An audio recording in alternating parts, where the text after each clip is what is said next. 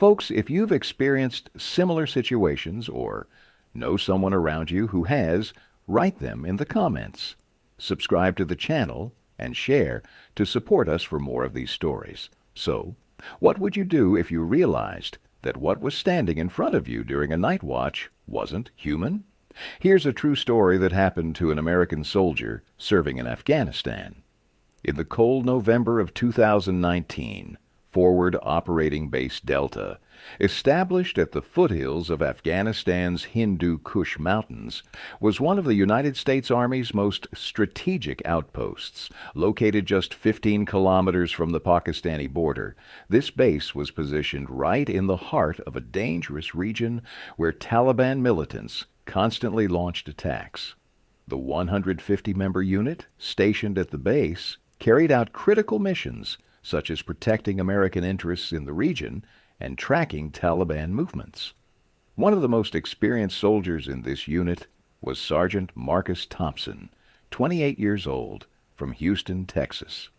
Marcus was on his third Afghanistan tour and was nicknamed Tank by his friends. He earned this nickname both for his athletic build at 6 feet 3 inches and his cool-headed personality that never panicked in any situation. Having completed Army Rangers training and served 2 tours in Iraq, Marcus had seen almost everything on the battlefield until that night. On the night of November 15, 2019, the temperature in this high region of Afghanistan had dropped to minus 12 degrees. The icy ground formed after snowfall made movement difficult. Marcus was on duty at the guard post on the north wall, the base's most vulnerable point. This area was known as the most exposed to Taliban attacks because there was a natural pass behind it, a route frequently used by enemy forces for infiltration attempts. With him was 19-year-old Private Tommy Williams. Williams, the son of a farming family from Kentucky, was on his first combat deployment. The young soldier was trying to learn a lot from the experienced Marcus. At 2:30, Williams finished his shift and went to rest. Marcus was now alone. He carried a standard M4A1 carbine rifle and wore state-of-the-art ANPVS 14 night vision goggles. Around him, only the cold whistle of the Hindu Kush wind and the spine-chilling howls of mountain wolves from far away could be heard. Marcus was following routine control procedures, reporting his position to Command Center every 15 minutes, checking thermal sensors, and ensuring perimeter security. At 3:15 a.m., Marcus went on his routine patrol along the designated route. Leaving the guard post, he began systematically checking the base's perimeter. Thanks to night vision technology, he could see everything clearly in phosphorescent green tones. The sharp silhouettes of mountains, barbed wire fences, minefields, and security sensors. Everything was in place and appeared normal. Just as he was about to finish his patrol and return to the guard post, he noticed an abnormal movement about 200 meters away.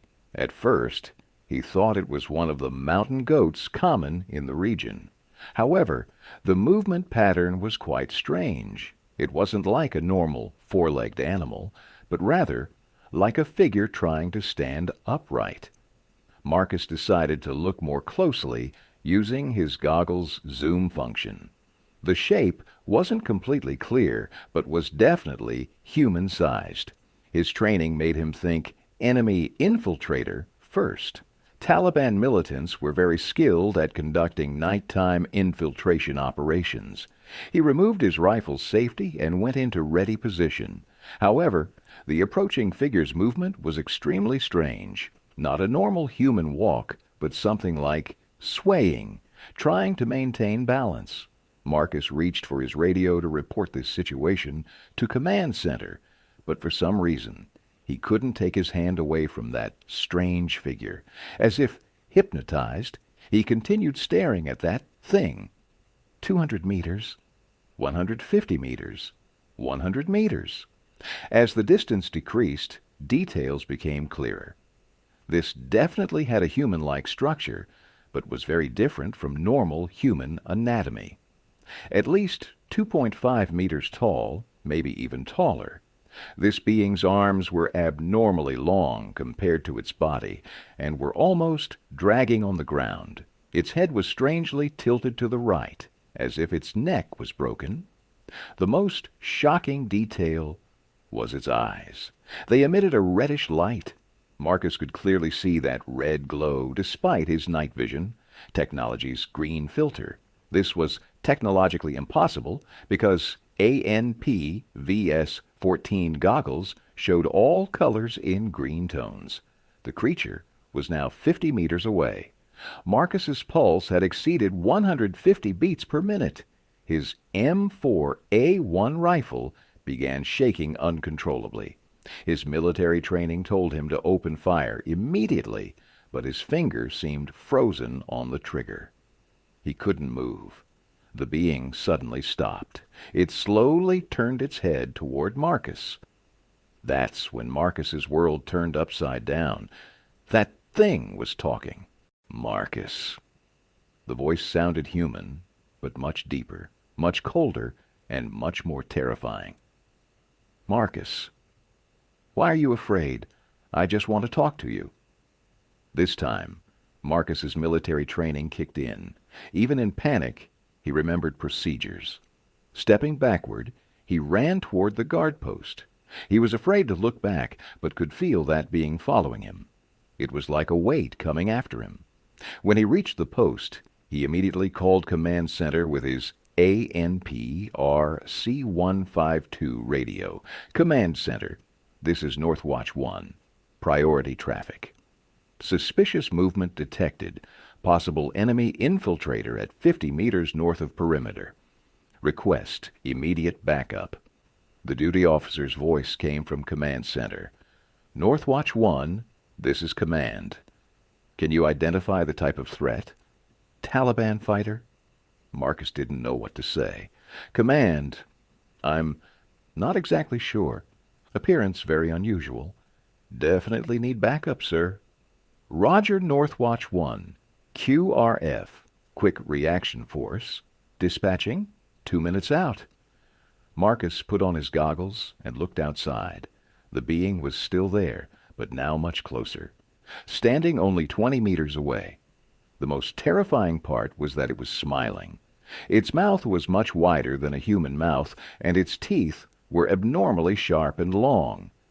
2 minutes later, a 4-person QRF team, led by Sergeant Rodriguez, came running.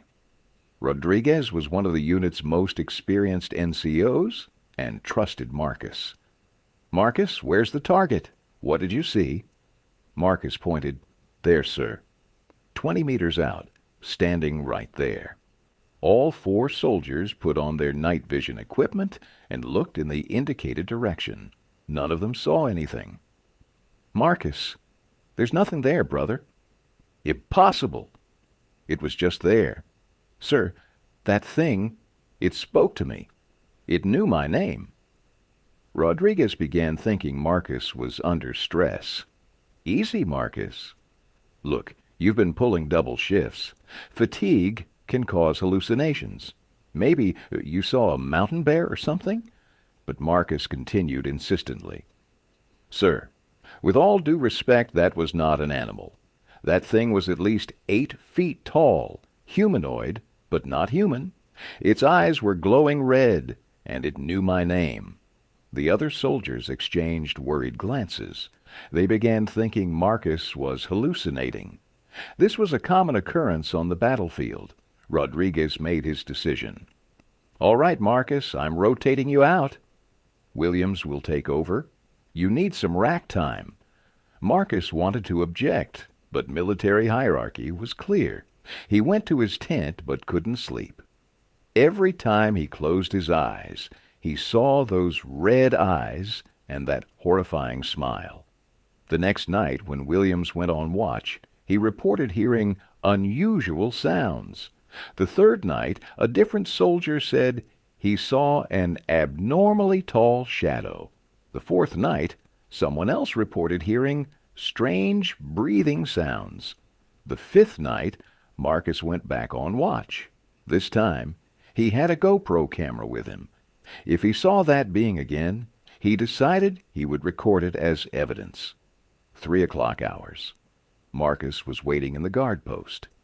Everything was calm, but then he heard that familiar, rattling breathing sound. This time, the being appeared closer. It had materialized just 30 meters away. Marcus turned on the camera and began recording. The creature slowly approached. Marcus could now see much more detail. It wore old, tattered clothes, like the garments of someone who had died long ago. The fabrics were rotted, their colors faded. Its face was almost albino white, and those red eyes, now very clearly visible. The being began talking. "Marcus, why are you running from me?" "I just want to talk to you. I've been living here alone for so long."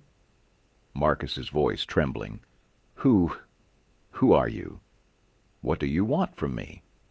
"I have been living in these mountains for a very long time, Marcus. I'm lonely." "So lonely? I miss talking to humans like you." "You're not human. What kind of thing are you?" The being let out a horrible laugh. "I was human once, Marcus. That was a very long time ago.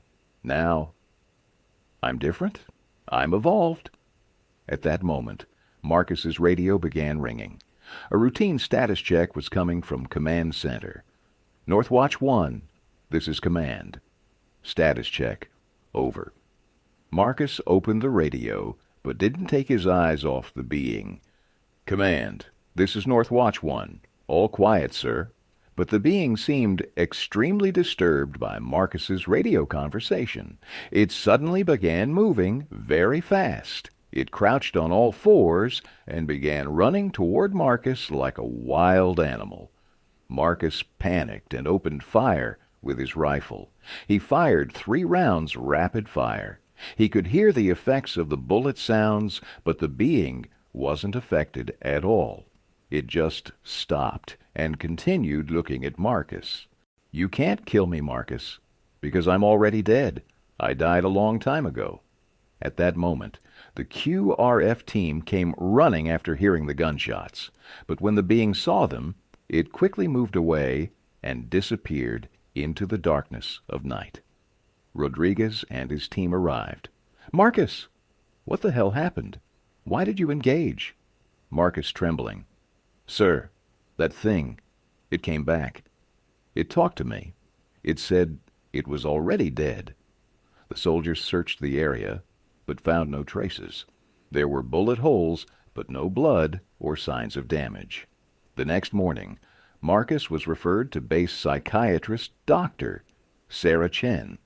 The doctor assessed that he was experiencing combat stress reaction, but Marcus wanted to show the camera recordings. When they examined the camera, they discovered something surprising. The video recordings only showed Marcus talking alone. There was no visual trace of the being. It was as if Marcus was chatting with an empty space. However, a striking discovery was made in the audio analysis. Besides Marcus's voice, there was another very faint but perceptible voice, a very deep, rattling voice. "Marcus, I'm waiting for you." This audio recording concerned base command. Marcus's story spread around the base. Some soldiers believed him, while others thought it was mass hysteria. But there was one truth. The number of soldiers willing to go on night watch decreased every day. A week later, Marcus was evacuated via medical evacuation to Landstuhl Regional Medical Center. From there, he was sent back to Conus, continental United States. Official records stated combat stress reaction and adjustment disorder. 2 months later, Forward Operating Base Delta was unexpectedly completely closed. The official statement from the Pentagon was strategic realignment and budget considerations. But some soldiers who had served at the base knew the real reason was different. Marcus now lives in Houston, Texas. He never married, maintains minimal social contact. The VA, Veterans Affairs, gave him a 100% disability rating. Every night he sees those red eyes, and sometimes, on very quiet Texas nights, he claims to hear that familiar voice from afar. Marcus, I'm still waiting for you. There is officially no such paranormal encounter in Pentagon records. But some veterans who served in Afghanistan admit in private conversations to experiencing similar encounters to Marcus. And in the Hindu Kush Mountains, local Afghan people still tell whispered stories about red-eyed ones. According to them, these entities manifested because of the death and suffering brought by decades of war, and they're still there, waiting